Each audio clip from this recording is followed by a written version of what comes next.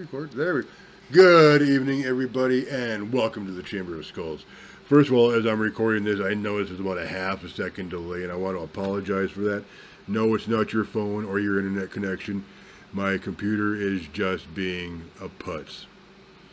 So, I want to get back to you guys on the Q&A Wednesday video. Now, I decided to wait till Thursday.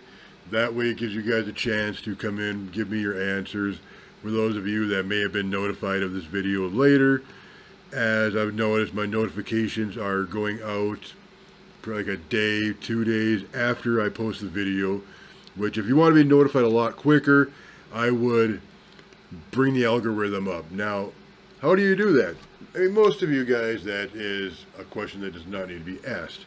Like, comment, share, subscribe. Let YouTube know that you guys want to watch my shit. And you'll be notified almost instantaneously that I dropped a new video. And that'll just make the both of us a lot happier. So, the question that was brought to me is if I've ever had anybody give me any false accusations or any wild accusations because of my skull collection. Now, that's a really good question for the simple fact that skull collecting is still new. It's still on this trial and error period, if you want to say, for society. Though it's been around for a few years on a general topic, but, I mean, when you look at skulls, it's known for biker gangs. It's known for Satanism. So, skull collecting as a social norm is still a new thing. So, yeah, a lot of people probably are going to be judgmental when coming to find out that somebody has a skull collection. Now, granted, mine isn't that big. I probably only have 40 pieces, and I've seen different people on social media, they have probably close to 100 plus pieces. So I'm just starting, according to these people, and these people's collections are fully 5, 6, 7-inch skulls plus, where my collection varies in size. The majority of it, actually I'd probably say half of it, is the 5 and up size. Then I have those domes. If you remember from last year, I had the zombie bite, and I know I put out a couple of those videos, but I don't remember which ones. I'm falling way behind on you guys, and I will catch up to that. I've got some 5 and 4-inch skulls. I have the crystal ball that I got around Halloween time last year.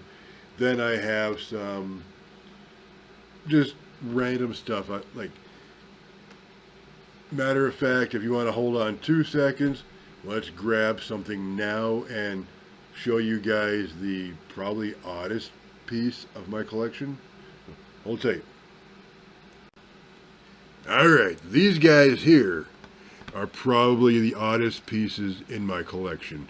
Now, upon initial inspection, you might ask yourself, what makes them so odd? They're miniature size skulls. And you have a tribal, you've got a flame, you've got a typical one that looks cracked, and you've got one that, God, to be honest with you, I'm not even sure what this one is. I think this is more like the tribal nut. But what makes these things different isn't the fact that they're small, but if you look here, these things are cigarette extinguishers. Found them at a smoke shop probably about 3 years ago while I was out visiting family, and I had to get them all. It's not your typical smoke shop like you see in modern, where they've got hookah stuff and tobacco use and other stuff like that for those states that haven't legalized it yet. This was generally a smoke shop where you can buy cigarettes and tobacco related products. Discount shop, I think you could pick up a carton of name brand cigarettes like Marlboros, Camels, and that kind of stuff, which in my area typically go for 80 bucks. And here, even though it's a different state, but the prices are around the same, they go for 50 bucks. So that's what makes these guys unique, is the fact that they're not just skulls. They are cigarette extinguishers. Never been used. Now, I quit smoking 7 months ago, so obviously they're never going to be used, but nevertheless, I had to get them. So, and that one is a Celtic knot, not a tribal knot. But hopefully I answered your question that no, I haven't had anybody make any odd or unusual assumptions on my collection. Now, to set the record straight, I have not cut my hair, but in fact, it's finally hot out, and I had to walk to the grocery store, so I put that on so I wouldn't be sweating my ass off.